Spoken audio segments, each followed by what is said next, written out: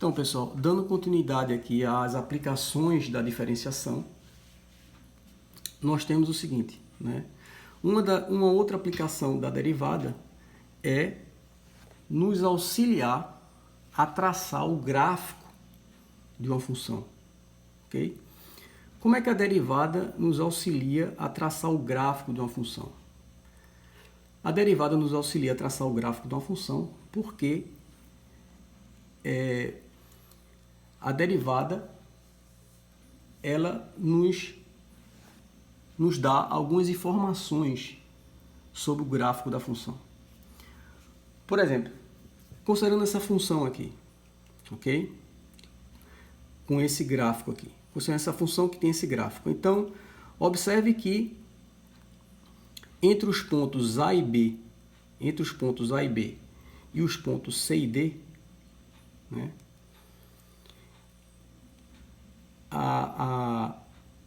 as retas tangentes, né, ao gráfico dessa função, entre os pontos A e B e C e D, as retas tangentes, tá? As retas tangentes, elas têm inclinação positiva, tá, ok? Elas têm inclinação positiva, ou seja, o ângulo que a reta tangente faz com o semi-eixo positivo x, né, a tangente desse ângulo é positiva, ou seja, a derivada é positiva, né? Então, entre A e B e C e D, as retas tangentes têm inclinação positiva.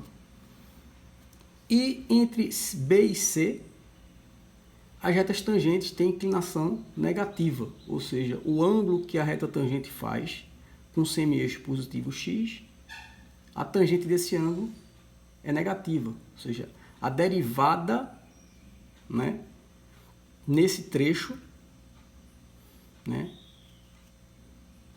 é negativa. Então, a derivada nesse trecho, né, a derivada entre esse valor de x e esse valor de x é negativo. A derivada entre esse valor de x e esse valor de x é positivo. A derivada entre esse valor de x, né, e esse valor de x é positivo. Então, daqui a gente já percebe que onde a função é, né, nos intervalos, né, no intervalo onde a função é crescente,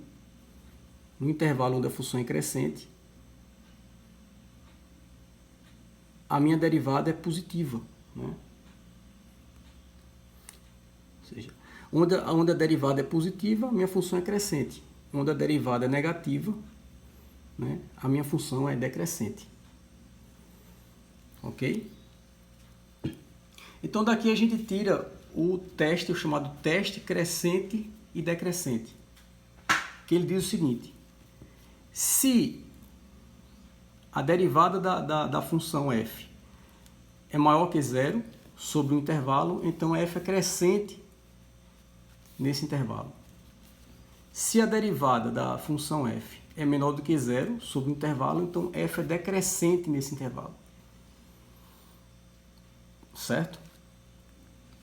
Como é que a gente pode demonstrar esse teste?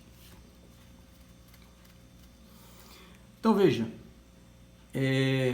o que a gente tem que provar, né, na primeira parte aqui do teste é que se a derivada da minha função é positiva, né, em um determinado intervalo, então a gente tem que mostrar que f é crescente nesse intervalo.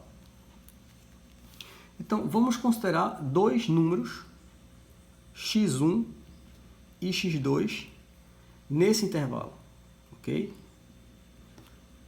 Nesse intervalo. Vamos considerar dois números, x1 e x2, nesse intervalo. De tal forma que x1 é menor do que x2. Okay? De tal forma que x1 é menor do que x2. Certo? Então, veja só. Se x1 e x2, né, se x1 e x2, ele está nesse intervalo, onde a derivada é positiva, certo? Então significa dizer que a derivada ela existe, né, nesse intervalo. Se x1 e x2 ele está nesse intervalo, eles estão nesse intervalo, então a minha derivada existe no intervalo x1 e x2. Certo? Minha derivada existe no intervalo x1 e x2. Ou seja, f, a minha função f, ela é diferenciável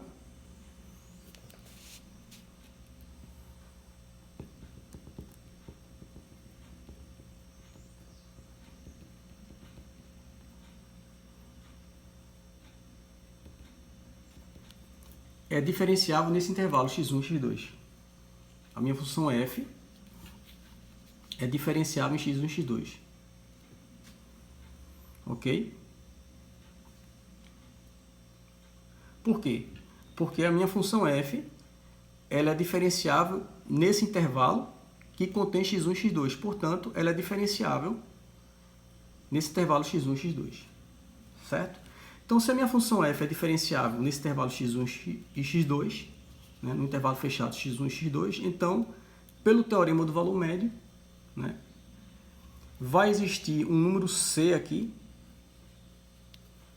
vai existir um c entre x1 e x2, de tal forma que a derivada da minha função nesse número c vai ser igual a f de x2 menos f de x1 sobre x2 menos x1.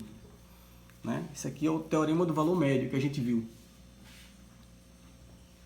Certo?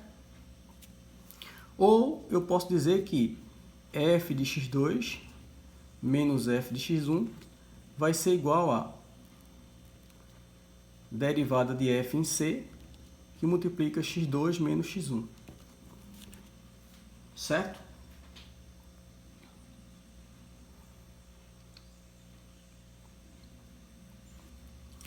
Como a gente partiu, né, da hipótese de que a derivada é maior do que zero nesse intervalo que contém x1 e x2, a derivada é maior do que zero no intervalo que contém x1 e x2, e c está nesse intervalo, está entre x1 e x2, né? Portanto, c vai estar nesse intervalo onde a derivada é positiva. Eu posso dizer que a derivada, essa derivada aqui de f em c é maior do que zero. Certo? A derivada de f em c é maior que zero. Como a gente considerou que x1 é menor do que x2, tá? Daqui a gente tem que x2, né, menos x1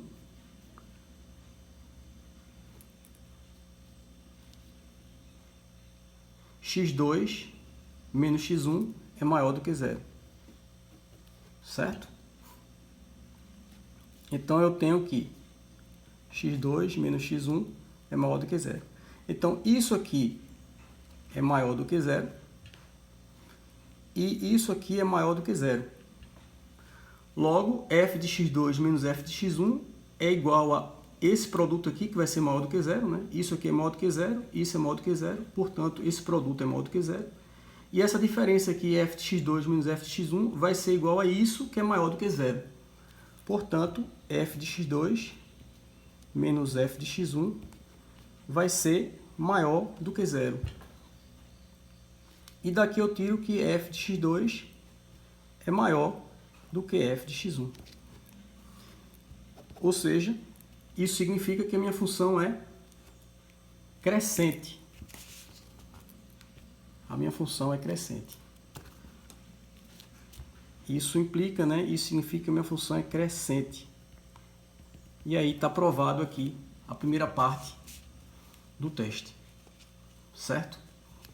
Ou seja, se a minha derivada é positiva, então a gente mostrou que a minha função é, que a função é crescente. Certo? que a função é crescente. Ou seja, f de x2 é maior do que f de x1. Essa segunda parte do teste é provado de forma semelhante ao que foi feito aqui. Ok? Uma consequência desse teste é o chamado teste da derivada primeira. Tá? Teste da derivada primeira. Que ele diz o seguinte: suponha que C seja um número crítico de uma função contínua f. Né? C seja um número crítico de uma função contínua f. Então a gente tem o seguinte, né? Letra A. Se o sinal da derivada mudar de positivo para negativo em C, então f tem um máximo local em C. O que é que significa isso aqui? Se o sinal de f mudar de positivo para negativo em C, ou seja, significa dizer que eu tenho a minha função, tá? Então a minha função, a derivada muda, o sinal da derivada muda de positivo para negativo. Então aqui eu tenho C,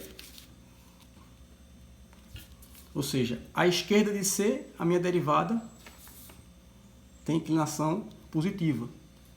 À direita de C, a minha derivada tem inclinação negativa. Então, ela muda de positivo para negativo. Né? Ela muda de positivo para negativo. Então, a minha função ela tem um máximo local em C. Ela tem um máximo local aqui em C. Máximo local em C. Ok? A letra B diz que se o sinal da derivada mudar agora de negativo para positivo em C, então f tem um mínimo local em C. Ou seja, isso é a situação contrária, né? Então, eu tenho que a minha derivada, ela muda. O sinal da derivada muda de positivo, de negativo, ela muda de negativo para positivo. Ela muda de negativo para positivo. Ou seja, à esquerda de C, a derivada é negativa. À direita de C, a derivada é positiva. Portanto, em C, eu vou ter um mínimo local da minha função. Em C, eu vou ter um mínimo local da minha função. E se a derivada não mudar de sinal em C, então a função ela não tem nem máximo e nem mínimo local em C. Certo? Se o sinal da derivada não mudar, né? Se a derivada não mudar de sinal em C, então f não tem nem máximo e nem mínimo local em C. Ok?